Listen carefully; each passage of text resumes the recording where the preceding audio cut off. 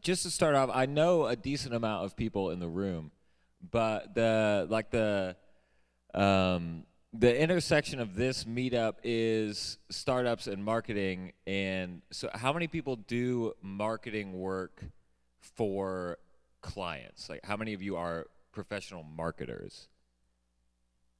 A few. So for those people, I guess, with everything that I talk about, you can think about it in terms of your clients and the approach that you would take for your clients. You can also think about it just in terms of your own business, which in a lot of ways I think is more fun because there's no rules there, right? You're not bound by anything. So I would always encourage people with the kind of stuff that I'm going to be talking about, which is different than what is talked about a lot at this meetup. I would encourage you to just think about it in terms of your personal business. Even if you are a marketer, think about these on how to market yourself, not how it can apply to your clients, even though I'm sure it does.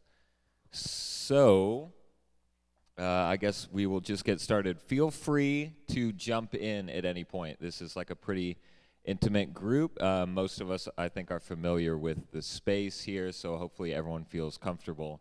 And you can definitely just speak at any point, and it will not bother me at all. It will probably do the opposite of bother me, whatever that is.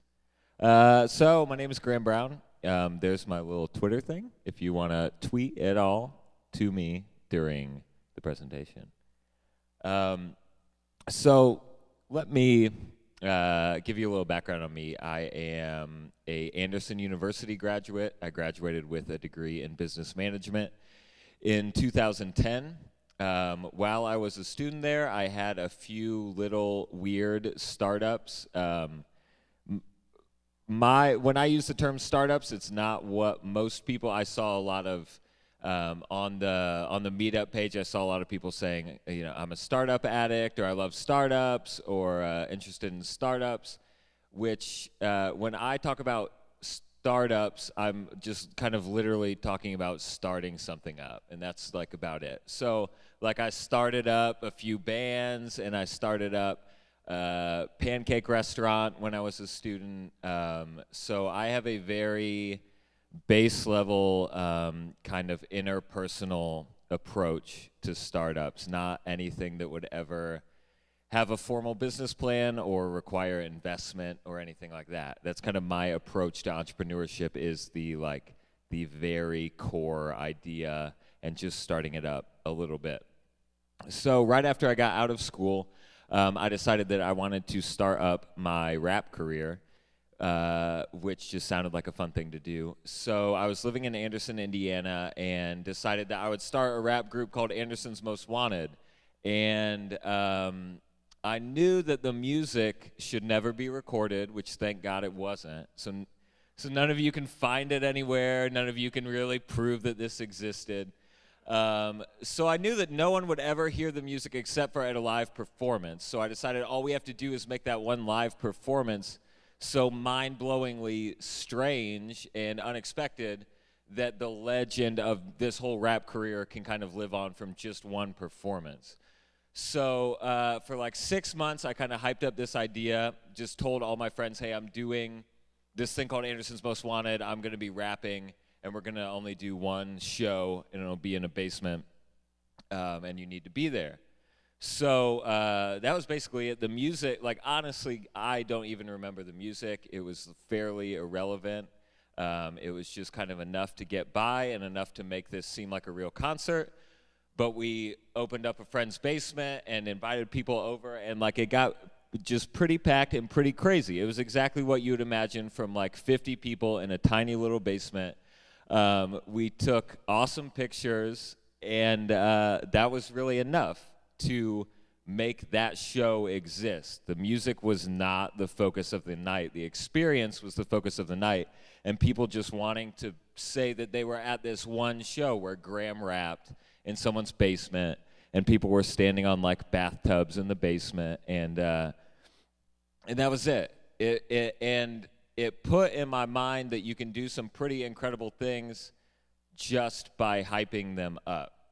And that was the word that came to my mind, just hyping them up, just getting people excited enough that their collective excitement carries the whole experience. My involvement in that night was fairly minimal. I'm sure you couldn't hear the music. I'm sure no one was really like attached to the music they were hearing, but they were enthralled by that experience. And that kind of let it become something that people still ask me about. People still want to hear Anderson's Most Wanted that weren't at that show and have never heard it, just because the whole idea was pretty exciting.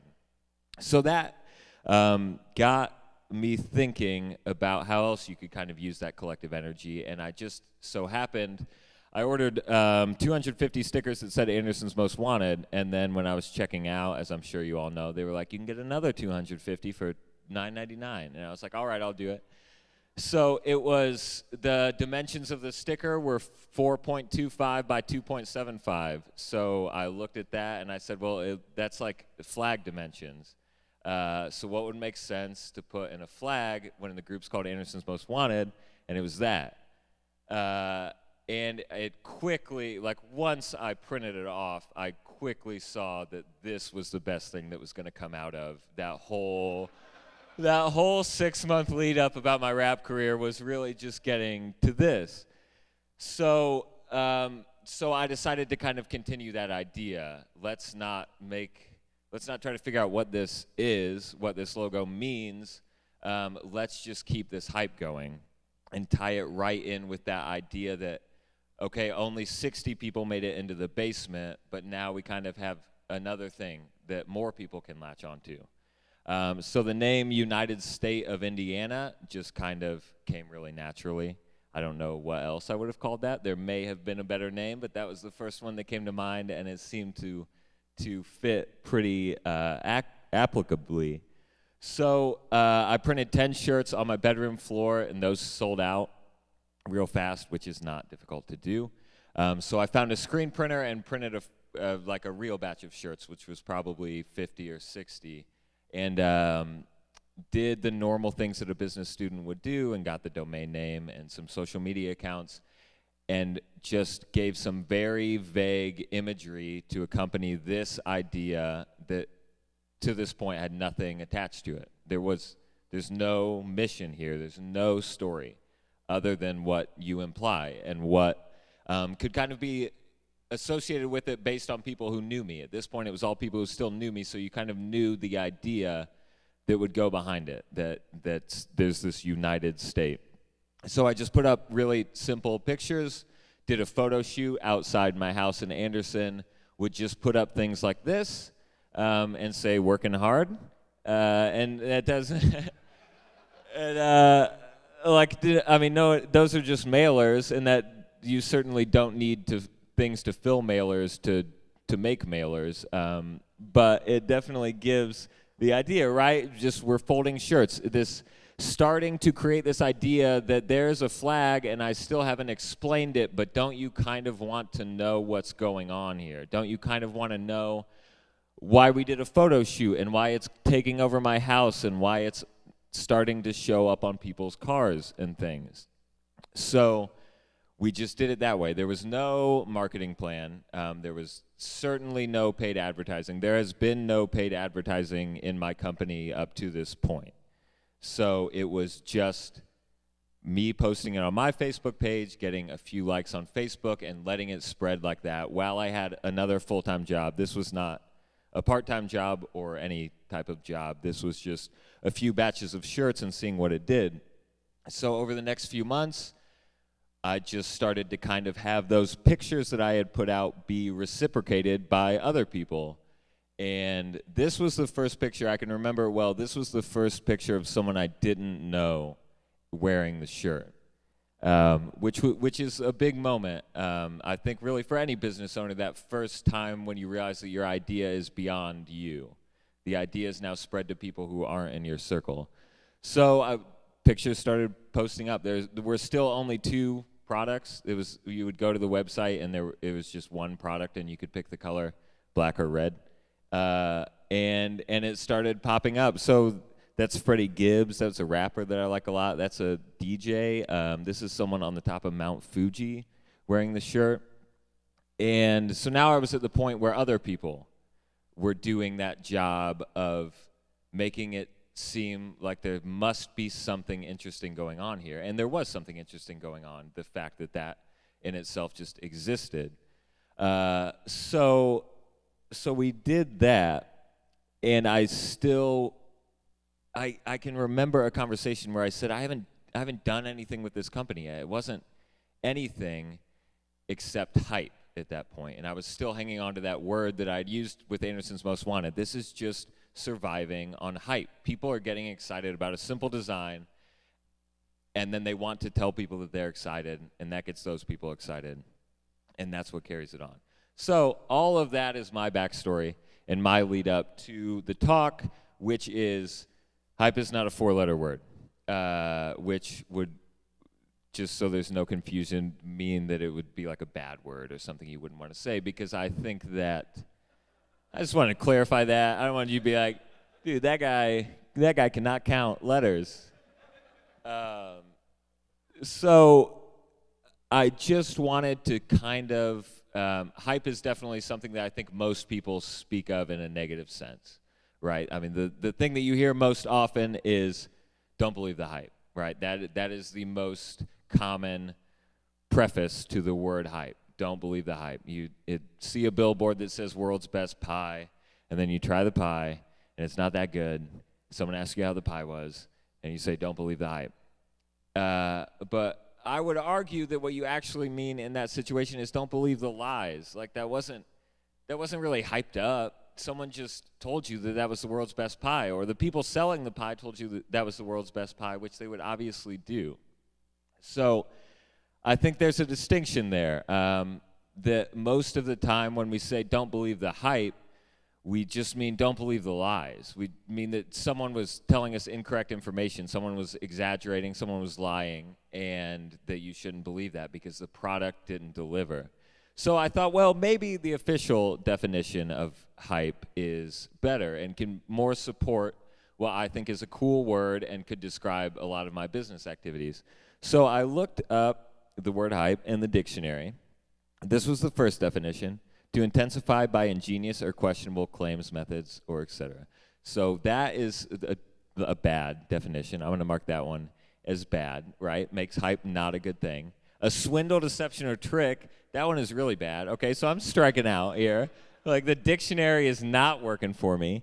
To create interest by flamboyant or dramatic methods, I kind of like that one. That sounds like the life of the party to me. So that one was all right. Next definition, exaggerated publicity, which I will say that I was split on that one, but I'm going to mark it as bad because I think most people would see that as bad. And the final definition, number 5, was hoopla, which is an awesome word.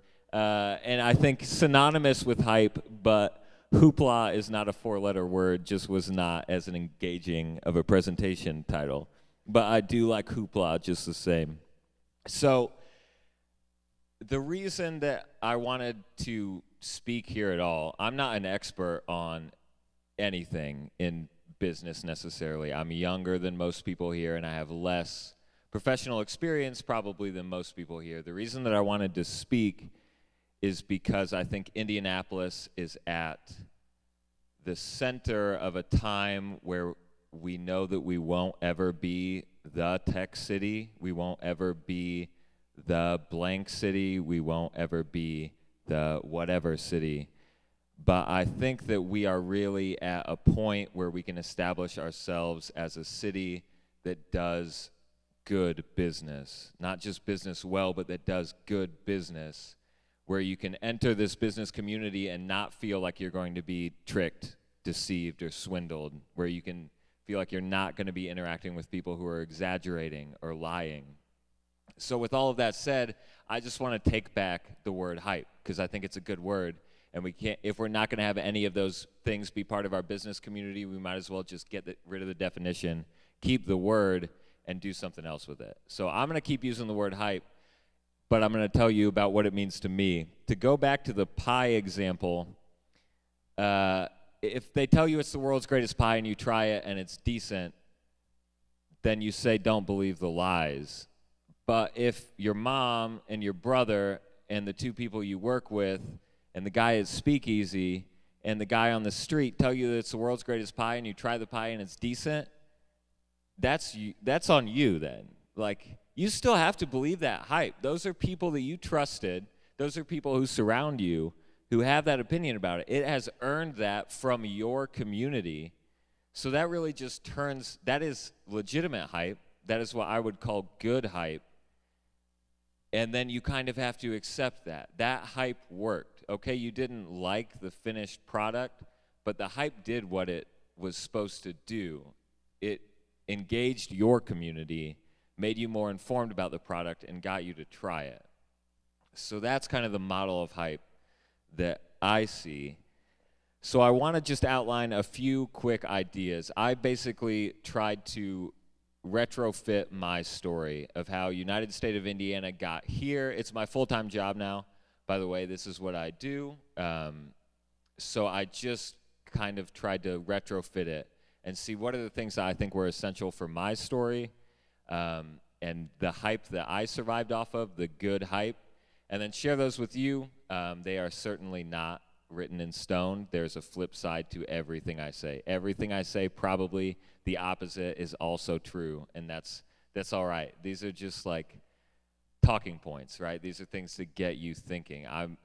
We're all the type of people, and I know this for a fact, we're all the type of people who are always searching for a new metric or a new analytic to like unlock our business. You know, I need a new market segmentation map to show me where the most profitable sector of, and like that's awesome 9 to 5, but it's 7 on a Tuesday, so I'm not gonna do any hard facts at all because it's 7 on a Tuesday, and I'm telling you, if at 7 on a Tuesday we're talking about that stuff, we will all have the stench of business on us, and no one will believe us in the real world. So let's just have like a fun conversation. Feel free to jump in whenever, offer your advice, because your advice is just as good as mine, for sure. So let's just get going. Here are some things that I think you can use to hype up whatever you're doing. Whether you are a freelance creative, whether you are selling a tech product, whether you're selling a physical product. These are things that I think apply to everyone. So first one, good hype starts with shipped product, and this is by far the most important. Tim sent out an email about overhyped tech companies, and they were all companies who got a bunch of buzz, got a bunch of investment, had a bunch of people talking to them, and then when the rubber hit the road, they just didn't deliver. And as the counterpoint to that, he used Apple as an example of someone who hypes their stuff up and everyone buys it and goes crazy, and that hype carries them right into the iPhone 9, right? So neither of those examples apply to anyone in this room, I don't think, because both of those examples are a bunch of hype being built up when a product doesn't yet exist in the market, when you're building up to that launch. And I don't know why you would be here if you had that kind of clout to build up some huge hype before you had delivered any kind of product. And I don't think you should do that even if you had the ability. It worked for me because shirts were already out there. People were already wearing the shirts and talking about the shirts, and it worked. People have to see that. You will be a victim of your own hype if it's not based in the real product. So I think that's just essential, and a lot of people do forget it. If you don't have that figured out, don't think about getting people excited. You don't have the right to think about getting people excited about what you're doing if you can't give them a product or a service or whatever it is you're delivering. That is your responsibility as a business owner, to make sure that there is a product already there to support the hype that you're building up. So this is the most important, and it's also the hardest, right? If we all knew how to sell products to get it started, then starting things up would be a lot easier. So I have a few pointers on how to ship products so that you can start the whole hype cycle. So this is how I would say you can do it. If you're at that point where you're like, man, I have a really good piece of software. I would love to get people excited about it, but I really haven't found anyone to buy it yet. It looks great on my computer, but I don't think it's on anyone else's computer yet.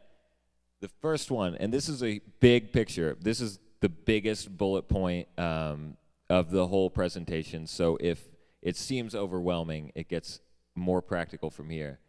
But expand your stated mission to align with your potential customers. You know who your potential customers are going to be. You can easily sit on Twitter, I'm sure, and find the people that you want to be your potential customers. So you know who those people are, or at least where they would start out at. So I looked at my Twitter followers, which is kind of what got me thinking about this point. And you can see Amber refers to herself in the third person, too, which is interesting. Lives, works, and plays in the heart of Indianapolis. Midwest work ethic and Hoosier hospitality. Trill Hoosier, which is a term the kids use, if you don't know. Frequent traveler to Bloomington, Indiana. I live, work, and write and play in the Midwest's biggest little city. This guy's name is Indiana Stud, right? These are my followers. No one talks about T-shirts. I guarantee I don't have any followers who, in their 140 characters to talk about themselves, talked about T-shirts. But I am fortunate enough to have a company that is built on a mission that is very easy to align to other people's missions. My mission is Indiana and local and all the things that flag logo implies.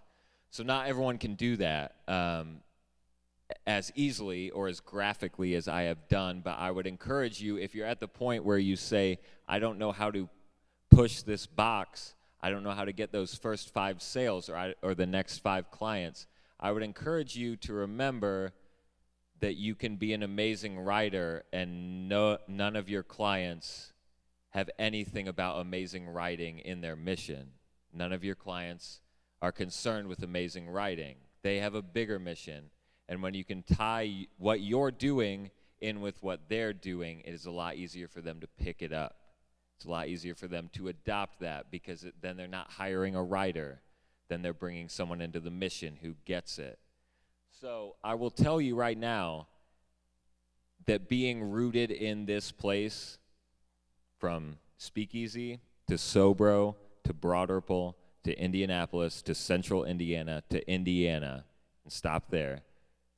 All of those are really easy missions to align to, and no one is going to fault you if you do that. At this time in 2014, if I was a freelance graphic designer, I would be Indiana's graphic designer.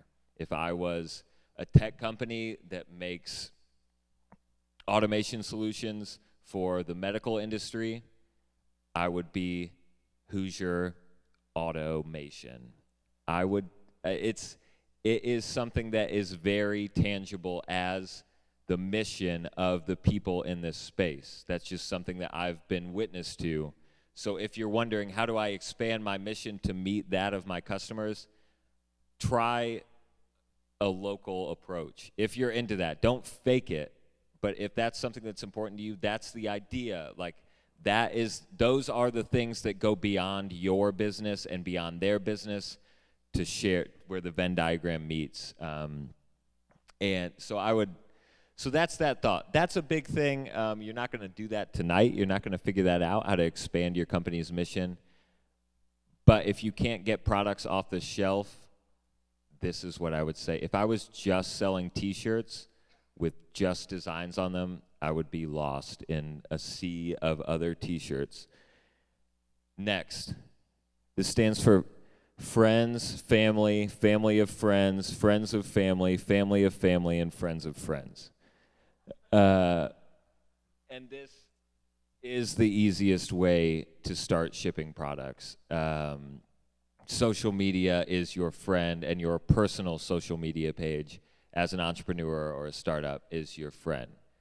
To think that would not be your first sales channel, people who know you and are going to be excited about your product because it comes from you, would be short-sighted.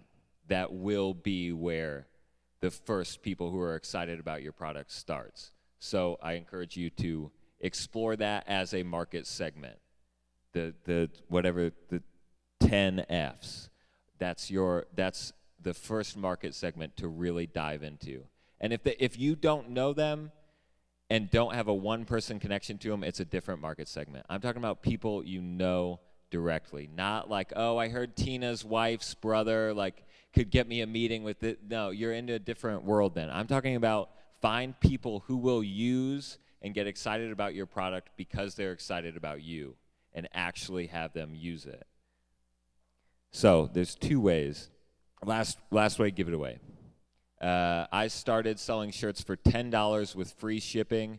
My cost on the shirts was $8.50. Cost $3 to ship a shirt. I lost $1.50 on every shirt I sold for the first few months, because no one will not buy a $10 t-shirt. You will buy a $10 t-shirt that intrigues you. So I just did it, right? And I got the first batch out. That's an expense, right? If you think about it as like a money hole, then it's kind of depressing. That's an expense. That first batch was an expense for me, and it got shirts in the hands of people who, 1, loved the design, 2, knew that something had to be up for the shirts to be so cheap. Knew there had to be something else going on, something more interesting than me trying to sell shirts going on. So those are my 3 things. Do those 3 things. Get it so you feel like there is a base of people using your product out in the market before you think about hype, and then you can move on. Once you've got that, remember that good hype has a home base. And this is one of the biggest things that I did to make sure that first chunk, that first batch of shirts, those were my core customers, and that I wouldn't ever lose those people. Because it's just easy to see 60 people with shirts in the age of social media is everyone in Indiana. If there's 60 people in Indiana who have my product, there is no one in Indiana that those people aren't somehow connected to through social media. Right? It's just an easy network. So how do you actually do that? How do you figure out who those early adopters are, to use a tech term, and how do you take advantage of them? So who are your early adopters? Here's my easy thing to get that core group, because I have an Excel spreadsheet on my computer that is just the names and emails of these people, and I use it all the time. I send surveys to them. I send them discounts, send them new products, ask them questions, right? So this is how I got that core group of the very first people who were ever interested in my company. First, I just took the first sale, right? Maybe it's 50, maybe it's 5 clients if you're doing creative work and you have clients. Maybe it's 500 people if you're moving something a lot better than I have ever moved something. But whatever the first meaningful chunk is for you, follow up with them with an opportunity for easy interaction.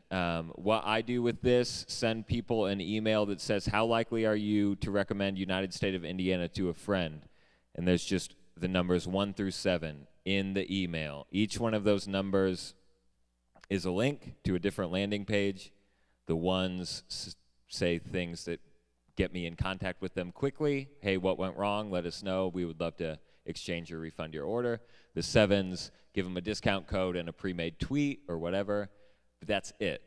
It's a 1-question survey. That's all it is. And the reason for that is that weeds out people who aren't going to interact with you at all. You don't want them on your list. If they can't answer 1 question for you, they're not going to be really a raving customer of yours. So that's a good way to weed people out, and then reward, spoil, and enlighten the core group that's left over and is ready to engage with you.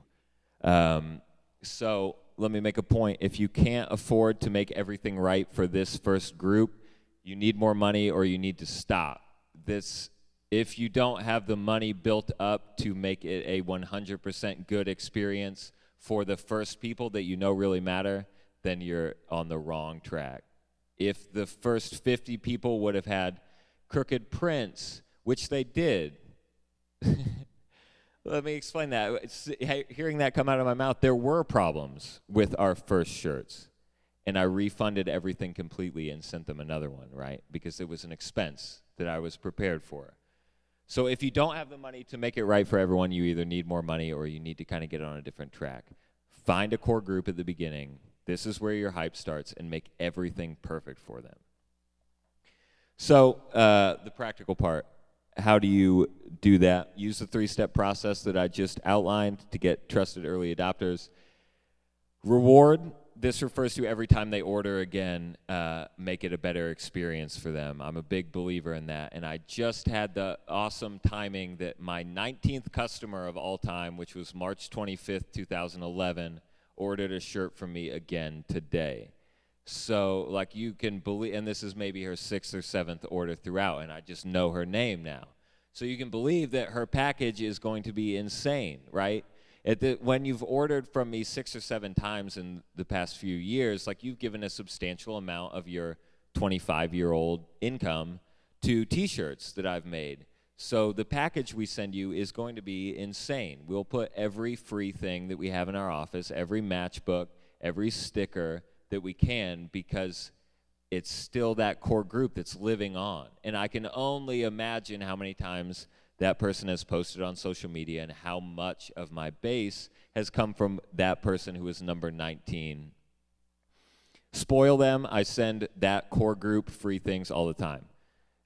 Just put a note in that says, hey, thanks for supporting USI over the years. Here is a free shirt, right? It's not, I don't know any business where you don't have something that you could give away unless you're selling some big enterprise software, in which case I would still give away like a mouse pad or something nice like that.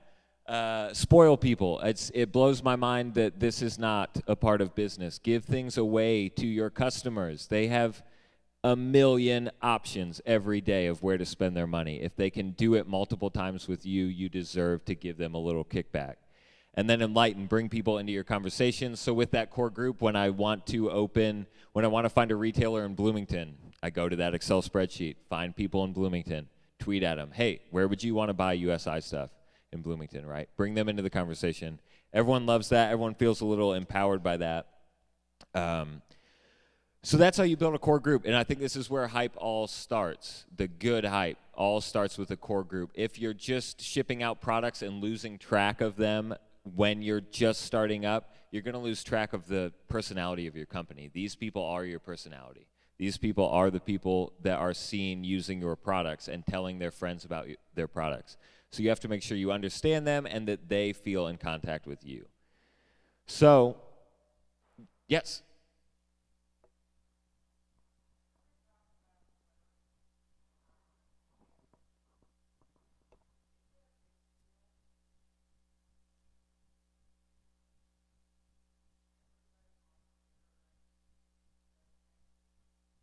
So the question was, is Twitter a big deal? Is everybody on Twitter? Does it make a difference? And I have a lot of ideas on that. Personally, I'm not like the biggest social media buff. I don't have a personal Twitter account. I don't have a personal Instagram account. So I'm not someone who like really lets my personal spending habits or trending habits be fed through social media.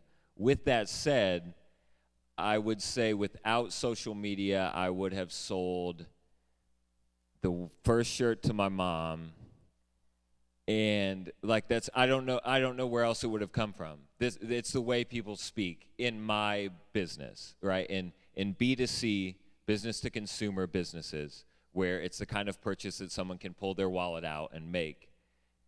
You have to be in front of them on Twitter, Facebook, and Instagram, and like I really believe that is, at the moment, at the end of 2014, if you're doing the kind of product that you have any kind of impulse buy on, that you have any kind of peer-to-peer sharing of product reviews or anything, I think that those are all pretty essential right now. So that's my thoughts. There's a lot of what I will say has a good element that doesn't need social media. But at the moment, it's kind of how people talk. It's kind of how people talk to a lot of the people they know, and those are things that you need to take advantage of for sure. At the end of 2015, that will probably be a different set of things, and it will keep evolving. At the moment, I think that's kind of where we're at for B2C businesses. Business to business businesses is a little bit different perspective. I think there's a lot more face-to-face there. Any other input, comments? Cool. Well, so you have a core base of customers, so now you're like really excited to tell people about how well it's going and like how much everybody loves your product, but wait, good hype speaks for itself. And this is a big urge that you have to, I still do not like to talk about the success of USI or people embracing USI. That is what their job is, and they don't see it as a job, so they do it way better than I would. So the only real point that I wanted to make on this is that there's zero legitimacy in you telling me how much people like me like you. You don't know, as a consumer, you don't know what people like me are. You don't need to tell me what my friends like, or people who shave the way I shave use certain razors, or people who dress the way I dress use certain clothes. The people around me will tell me about that. The people around me will review those products for me. And this is kind of that idea of, is social media entirely necessary? I think in this point, there's a lot that lives off the screen. A lot of our most meaningful reviews of products or most meaningful advice on how to spend our money comes from off the screen, where we know that it's not being influenced by did someone pay to bring that to the top of my attention?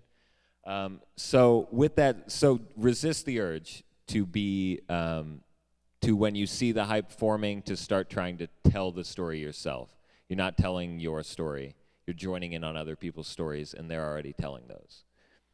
So how do you do that? Transform your testimonials. This is just a little nitpicky thing. If you're a B2B company, you probably actually have a client testimonials page on your website. And please, let's stop using those as reviews. Why could that be taken? Why could a client testimonial page be looked at as a review? You wouldn't put it on your website if it was a bad review. It's your website. So I would encourage people to shift those to be more of a frequently asked question page. Prove that you understand the challenges of a business. Show in your testimonials that you know how to address those. Sell me the client organization. That's a big thing. Prove to me that your clients are bigger than me, so that I feel like I'm kind of in the right room if I'm working with you, and weave the testimonials into a larger narrative. Here, I searched Omaha web design so that hopefully no one would know these companies or anything. So these are companies from Omaha. This is the bad one. You can tell it's bad because it has a red background. These reviews are just wild. I have received only good reviews of what you've done for us. The website looks awesome. Everyone involved gets a round of applause. That's from Ken. Ken could be anyone. Many people have told me they love the new website. I have also had several people stop to get more information after seeing the site. Even my friend who loves to find something wrong thinks it's great. Thank you. Just little things like this. Using a PowerPoint presentation I provided, they created a professional-looking site in less than a day. Anyone who's looking for a website, like, you just proved that you are doing the shoddiest work. Like, you turned a PowerPoint into a website in less than a day? That is not like something I would ever brag about. I would do that for the money, but I certainly would not tell people that I did that. Like, I just wanted to let you know that we booked our first miniature golf course rental. I don't even know what it means. Like, I don't even know what that means. And they're all first names. This is the wrong way to do it. They're trying to sell reviews of their company using testimonials. No one's ever going to believe it. It's like reviews of TV shows, right? Like A to Z on NBC. On the commercial, it said if you're only going to watch 3 new shows this fall, make A to Z one of the 3. That's the most meaningless comment I've ever heard, right? Of course you would tell me that. I don't know why you didn't bump it up to the only one show that I should be watching. Don't review with testimonials. This is, for Omaha web design was a pretty good example I saw. And just jumping around, you can see, first of all, they have a link right off the bat so you can actually see the work. You can see what they're doing. These are very specific examples of what they did. Sends me reports every month, sends mass emails. This is kind of like a personal testimonial. I have decided it's all about word of mouth and website, right? It's weaving it into a larger story. It's letting the voice of the person who's doing this testimonial come out, and then hopefully that resonates with the person who's reading it. So that is a better way to do testimonials. Good hype speaks for itself in the situations where you need to speak or where you need to say what other people are saying. Do it correctly. Don't get wrapped up in the idea that people would believe that just because you say other people say good things that has any reflection on your company. If you're a B2C company, create an unfiltered stream of real-world product interaction, which the way we do that these days is with hashtags, right? Anyone can download an app that makes a page on your website, an instant stream of Twitter posts or pictures with a hashtag. And it has to be unfiltered. You have to let everything come through there. Because one, that lets people know that they're gonna get on there, and two, it eliminates that idea that you're just picking the best reviews and making that what you show them. Recognition is the free way to incentivize engagement. If you want people to engage with you, just say, we'll feature you on our Instagram. If I have more followers than you, half the vain people in the world are gonna engage however they want just so that they can be seen. And don't try to force hashtags. Like, my favorite thing is to see commercials like JCPenney that end with like, hashtag when it fits, it fits. And then just look at it. And it's like, no one has ever used that. No one has, like, that's JCPenney. That's a huge company. They, like, someone got paid a lot of money to sit there and, like, come up with a hashtag that no one used. Use a hashtag either to be included in a stream like this, right? I was at Creative Mornings this morning, which is a global event, and it was taking place here. I would use a hashtag to be in that stream, to have what I say be in that stream, or you use a hashtag to be snarky, right? That's like, those are really what you're doing. There are other motives, but you don't need to worry about them. And if it's not that, if it's your slogan with a hashtag at the beginning of it, it's not gonna work. So don't force those, please. It's just not it's an abuse of technology. There's a lot of abuse of social media, and one of them is hashtag abuse. So that's the whole idea of letting hype speak for itself. Any thoughts? Any questions? Concerns? Well, one concern is now that you kind of have this hyped base going, there are people talking about your product. How does that fit into your competitive landscape? Which brings me to my next point, which is good hype isn't concerned with your competitive landscape. When you are in business meetings, talk about your competition. Talk about the way that you will get a leg up on them. Do not ever talk about that publicly, which is something that you could debate, but I will stand firm in it. I would never acknowledge that my company has competition, because that competition, that pairing of my company with someone else because we happen to be in the same market segment or the same price point, is so irrelevant to my customers. They're not at a grocery store comparison shopping, and even if they are, I think it lowers yourself to admit that you're engaging in that comparison shopping. That's not hype. That's some practical sales tool, but it's not hype. No one ever talks to their friends about how one company was a little bit better than the other. And this is what always comes to mind. Does anyone work in like utilities or telecom, cell phone provider? Because that is a hype-proof business. Nobody enjoys those companies. Nobody ever talks to their friends about those companies. So this is Comcast. Internet that hits 50 megs, game over, AT&T. That's a joke. This is a real billboard, but that is a joke way to spend your marketing dollars. None of your valued customers who are choosing to give you money cares about AT&T. why did you bother to make your statement about 50 megs be a little shot at your competitor? I think that is a gross way to do business, and it insults all of us that you would throw a little competitive jab at it. This should be 50 megs. Now, hey, why don't you actually explain what that means to the 90% of the world who doesn't know what download speed means? Tell me how many albums that is in a minute. Tell me how many shows I can watch with that.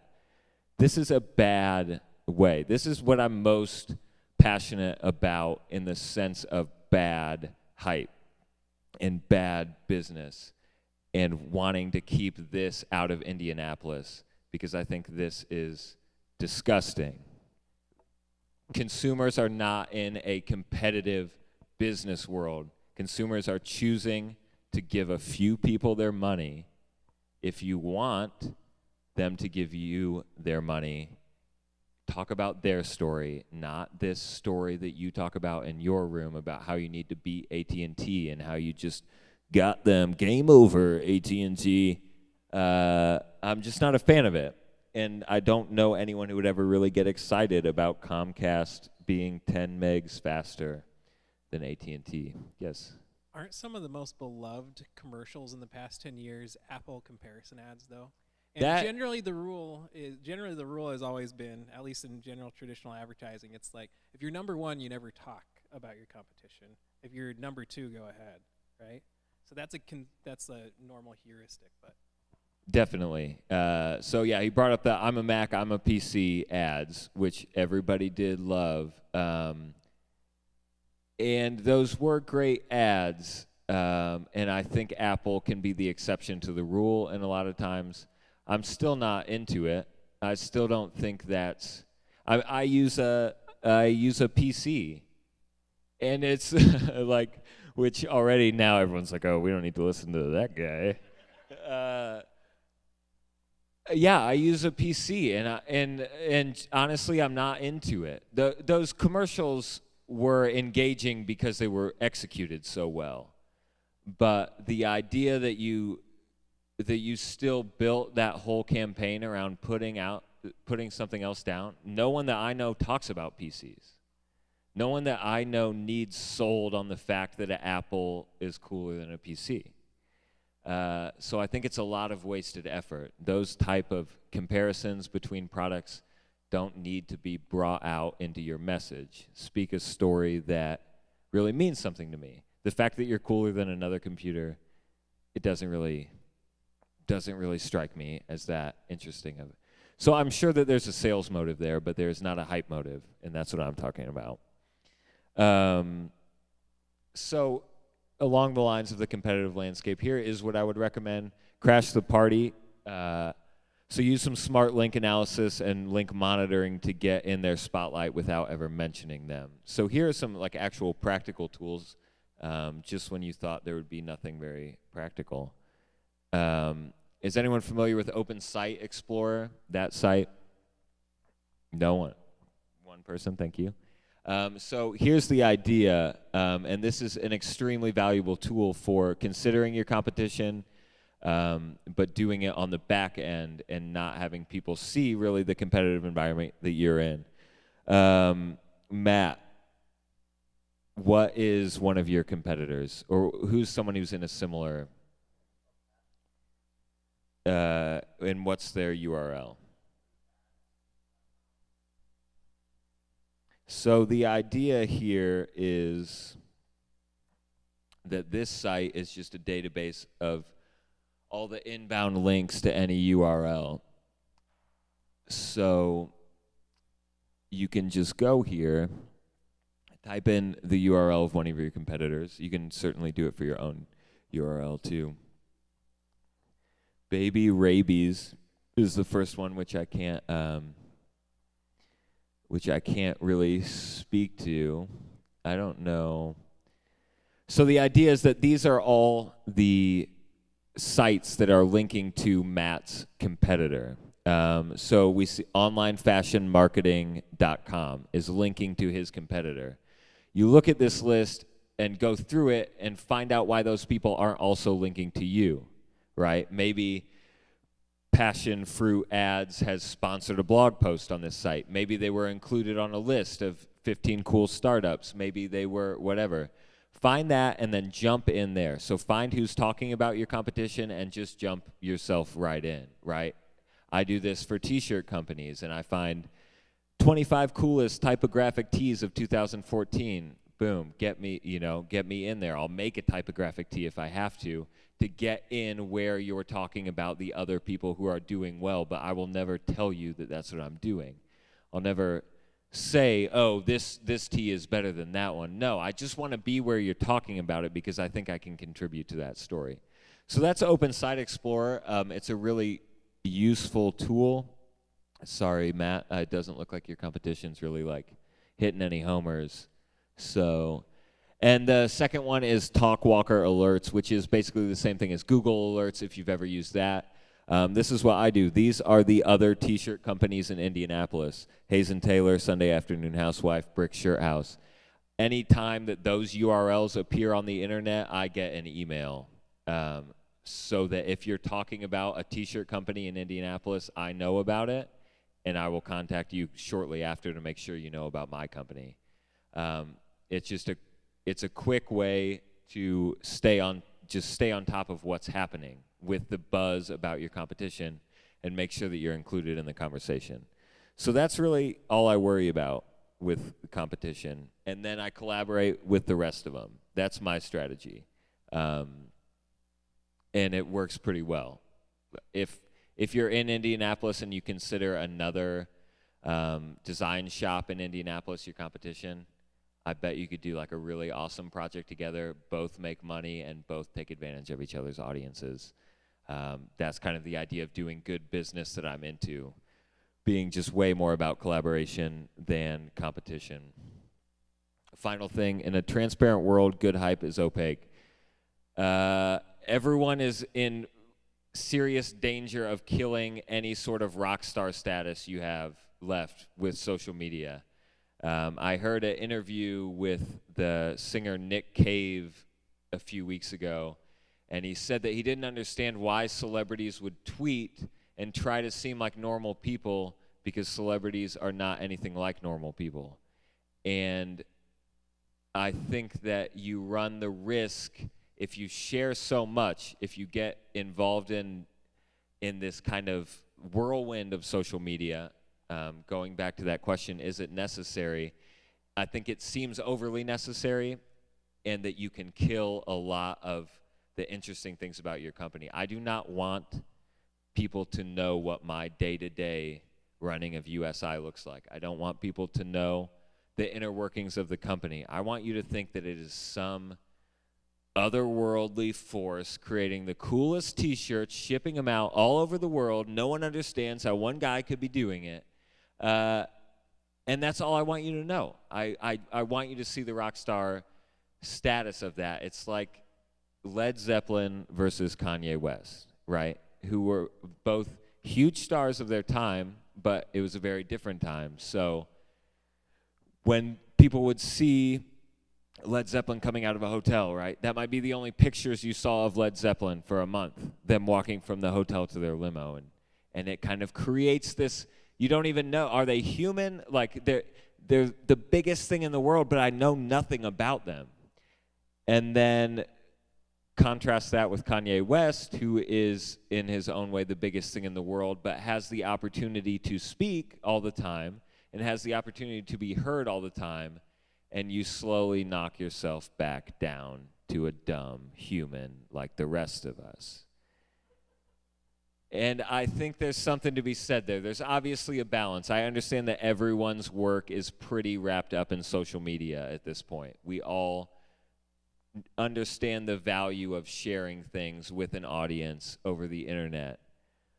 But keep it in your mind that hype, the more people really understand something, the less hyped up about it they are. They want to be talking about something that they feel like maybe they understand just a little bit better than the people around them. And if you make it all clear, if you spell it all out, there's not much left, right? If you give away the milk, who's going to buy the cow, or whatever that expression is. Leave them thinking that there is something bigger going on, because there is, and it's your daily life, and you don't need to kind of menialize that into little bits where they think they know everything that's going on. So, practical application, identify your rock star qualities. One of mine right now is really weird drawings. I post really strange, I'll trace a page in Indianapolis Monthly, but flip all the words around so it just says gibberish, and then I'll post it. And it doesn't make any sense why the t-shirt company is doing that. But it's Indianapolis Monthly, it's visually engaging, and it's weird, and no one else is doing it. And that's the kind of stuff I'm trying to hold on to. It creates a bigger image. Why is he doing this? Why did he upload this at 2 a.m.? Why is he just like sitting around with copies of Indianapolis Monthly trying to make art out of them? It ties in with my mission, but it's strange, and it doesn't fit into what people think the normal process of a t-shirt company would be. So that's one of my rock star qualities, just trying to be weirder than most t-shirt companies. That if you're like a software company, that's probably not your approach. But there are certain things you can do that you can shed a little light on that will give you that rock star element. Pull a Beyonce. Earlier this year, Beyonce released an album with no marketing, no build-up, had spoken no words that a new album was going to come out, and it showed up on the shelves. It's a great hype strategy.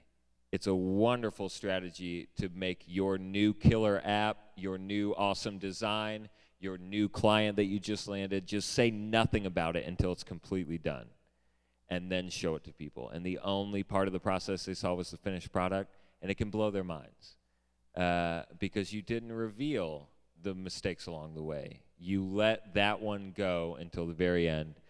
And then outsource your transparency. If you want people to talk about the inner workings of your business, make it your suppliers or your customers. Let them shed light on your business so that you don't have to do it yourself. And I think that's a good way to give kind of a well-rounded image of your company without spelling it out too much. So that's all my thoughts on hype, and they were pretty all over the place, but those are ideas that I have. So start shipping products, build a core group of early adopters, let those people speak for themselves. Don't worry about the competition, at least in the public, and then don't get too transparent. Don't tell your whole story, because that's not really anyone's business but your own. You have a story, and then you have a story you tell, and know the difference. So that's where I'm at. I don't know what time it is. 7:25. Does anyone have any questions, input? So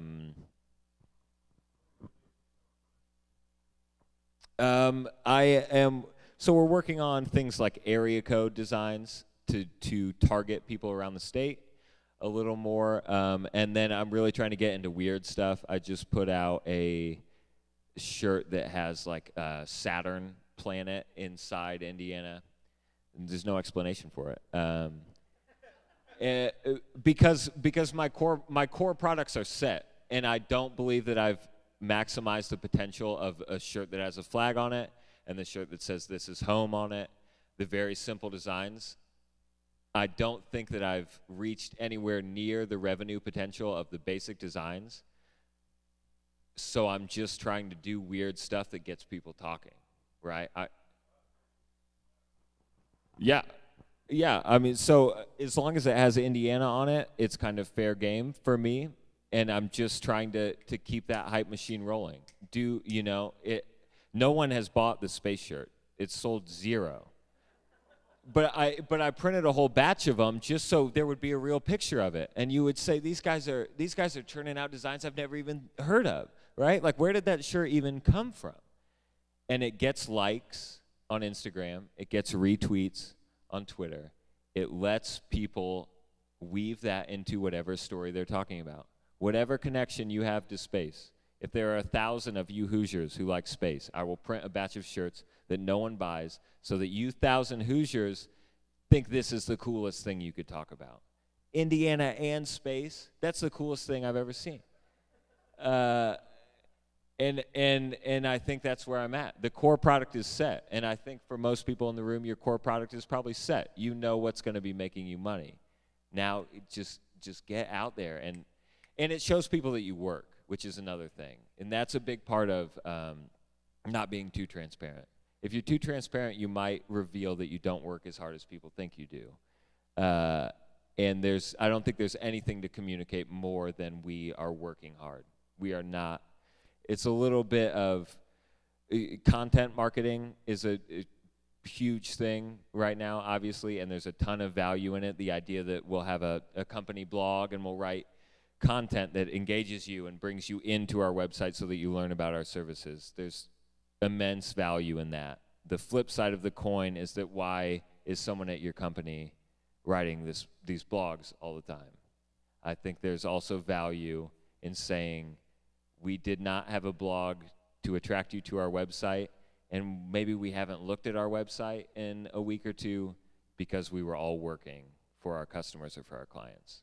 And it comes across. It really does. You can see a company that, by looking at their website, you can see a company that works and you can see a company that spins its wheels and is trying to get jobs.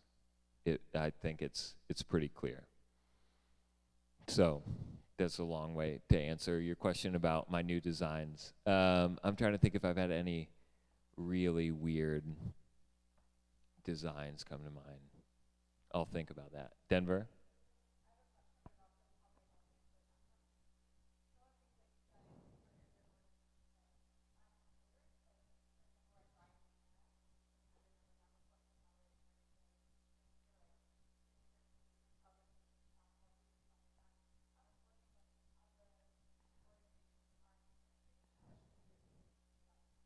Sure. So the question was, how has working with organizations outside of my whole realm pushed the way that I think about the company? And it very quickly makes you seem like more than a t-shirt company or more than a software company or more than a designer. And that's the value of that is huge. When people see, so we did a bike tee for a bike riding nonprofit, a nonprofit that focuses on bikes. So we put a bike on a shirt and put Indiana on it. It's an easy collaboration. And the design took off, and it also helps me associate with things more than t-shirts, makes it seem like more than a t-shirt company. So that's another part of Indianapolis doing good business. I don't know if you could find two businesses here that couldn't work together in some way. There has to be some way that the two of you can do better business together. And that's what I'm always trying to do. When I find a woodworker, we now become a company that sells coasters, just because that collaboration brings me their audience, brings me their story, brings me the story of everyone who's looking at what they do. And then you sell them all a t-shirt, and it works out pretty well for everyone. Yes. Sounds like a lot of your branding is very closely tied to you as a person. How do you scale that when it absolutely is time to hire other people who are going to be creating those packages for the person buying their 7th t-shirt, and you want to be the one putting your personal touches on all of this because it's kind of been your baby, so to speak. I guess, how do you scale that? How do you scale the hype in that regard? Great question. And it's something that I've struggled with a lot because I hate missing those opportunities, and I do a lot more than I used to. Just embed it in your culture, in the culture of your employees. I may only have 10 people now that I write a special note for and throw in a free shirt, but as long as my next 3 employees have their 10, then we're back to the 40. Just make that embedded in the culture. That this is how we do it. We spoil people, we reward people, we enlighten people. And then it's not hard because it's so much fun. Like your employees, when you start to scale it, have fun with that. When you get to the point where you have 50 employees and they are very far connected from even being able to make those choices, then you would have another problem on your hands. And my business would never work with 50 employees. So that's not really, I can't speak to it. That hype is a different game when you have cogs in the machine that can't make any choices. The way to keep the hype going is to just make those choices based on how to get people excited right then. Yes, I do. So I did my own website from the beginning because that was just how it was, and that's one thing I've held on to because it's just nice to not have no like middleman between my main sales channel. My main sales channel is the website, and it's completely under my control. So it's nice to be in that position. It means that it doesn't look as good as it could, and it probably doesn't function as well as it could, which are issues. And I would love to bring someone onto my team who I trusted and who understood the mission of the company but understood the technical aspects better. But I haven't done that yet, so it's still right in my pocket.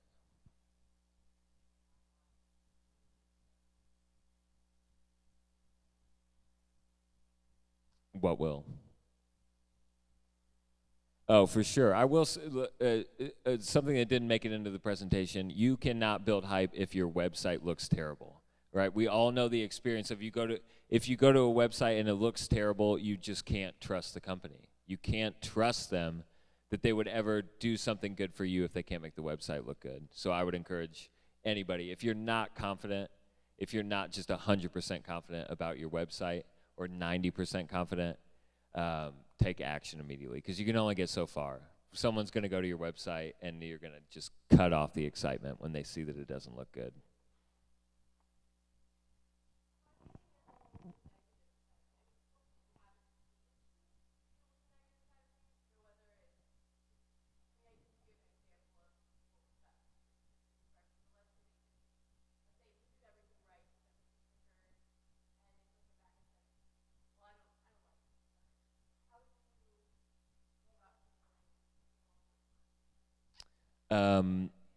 Yeah, in my business, it's a built-in expense. I will refund anybody. You know, I just, and that's not me doing whatever it takes or going to any cost to make them happy. In a lot of ways, that's me washing my hands of it. You know, I can refund you, I can exchange you. That's not getting wrapped up in it. Definitely trying to make it right whenever possible, but also recognizing that it's worth $20 or $200 to just wash your hands of it and not be involved. When it comes to negative like comments online, people who like put down what the company is doing or their designs, if it's belligerent, I just stay away from it. You know, it will get lost. Belligerent things will get lost in the mix of the internet very quickly. If it's poignant and smart criticism, then just fire right back. You know, we get a lot of military people have issue with it because the flag is flipped. According to military code, the field of the flag should be on the other side, and that gets people. It really gets people riled up. In my business, that's like the most riled up you can make someone, is that the flag is backwards. And I either stay out of it or you just come out swinging a little bit. If you have people who are excited behind you, I'll try to take on that one guy a little bit. You know, not say anything mean, not say anything offensive, not say anything that would embarrass that person. But don't be afraid to make a stand a little bit and put a little 2-sentence snarky comment that then 80 people chime in on your side, and then you can't even see where the conversation started. So I haven't had a ton of negative experiences that I've had to deal with, but I think just take it one thing at a time, and just don't ever feed the trolls. People say the most ridiculous stuff on the internet, and you can't ever, you always have to think of it as a company's communication, not your personal communication.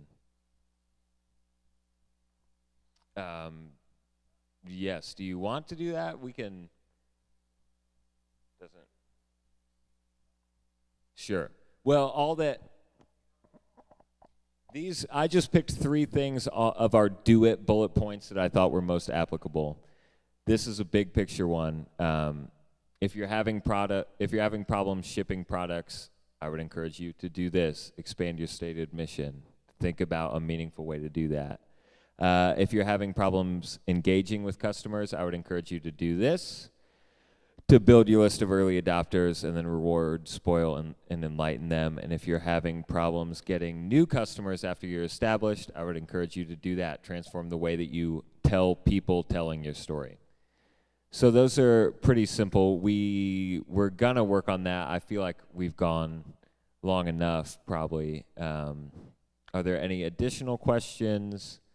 Any requests? Does anyone have any good jokes?